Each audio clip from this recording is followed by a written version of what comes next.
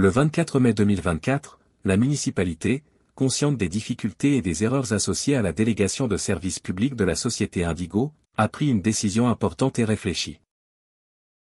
Plutôt que de la renouveler au 31 décembre 2024, elle a choisi d'ouvrir un marché public pour un démarrage le 1er janvier 2025. Cette décision signifie que, contrairement à la DSP où c'était la société qui versait des sommes à la municipalité, la ville prendra en main la gestion de ce service en payant uniquement le service aux pétitionnaires. Avec du personnel de terrain et l'utilisation de véhicules de type LAPI avec une lecture automatisée des plaques d'immatriculation.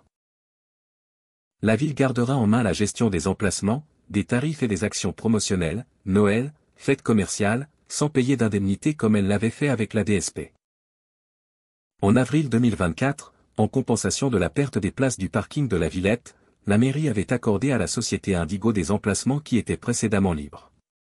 Ces derniers comprenaient 12 places sur le parking derrière l'école du Val-Fleury, 18 places rue des Capucines, 18 places supplémentaires près de la salle de sport de la Pinède, 41 places au niveau du garage Midas, ainsi que certaines zones réservées aux arrêts minutes. À partir du début de l'année 2025, lorsque la mairie reprendra le contrôle des emplacements, nous demanderons logiquement que ces places soient remises en gratuité. Cette volonté de recourir à un marché public plutôt qu'à une régie municipale est une décision politique visant à déléguer des missions de service public au secteur privé. Ce choix est principalement motivé par le souci de maîtriser les coûts de personnel et les charges diverses. Cependant, il est souvent observé que ce service externalisé peut finalement s'avérer plus onéreux. Le cercle cannois n'est pas en accord avec ce choix. De nombreuses villes voisines, comme Antibes et Cannes, ont choisi de gérer cette fonction en interne, préférant cette approche à l'externalisation. Voici les principaux avantages de privilégier une régie municipale. L'un des principaux avantages de la gestion interne est le contrôle direct que la municipalité exerce sur le service. Cette autonomie permet d'adapter rapidement les politiques de stationnement aux besoins changeants de la ville.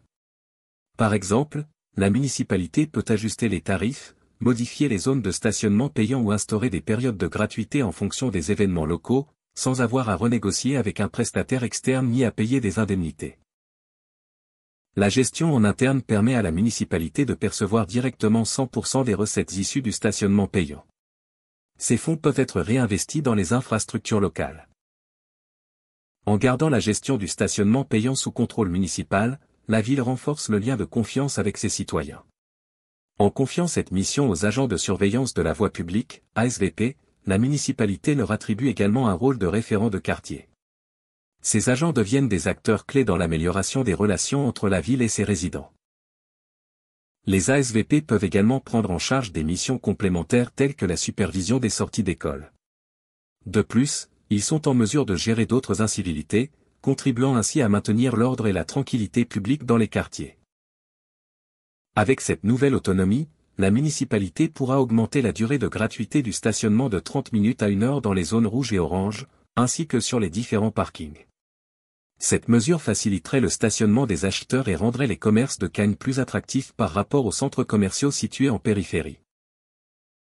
Le stationnement en centre-ville est un élément clé du développement urbain et de la vitalité économique. Une gestion efficace du stationnement soutient les commerces locaux, facilite l'accès aux services, réduit la congestion et les émissions, et améliore la qualité de vie urbaine. Il est donc essentiel pour les municipalités de planifier et de gérer le stationnement de manière stratégique pour répondre aux besoins des résidents, des visiteurs, et des entreprises.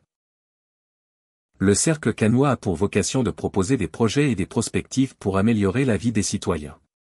Pour plus de détails sur le cercle cannois, nous vous invitons à vous connecter sur notre site web, lecerclecannois.fr. À bientôt!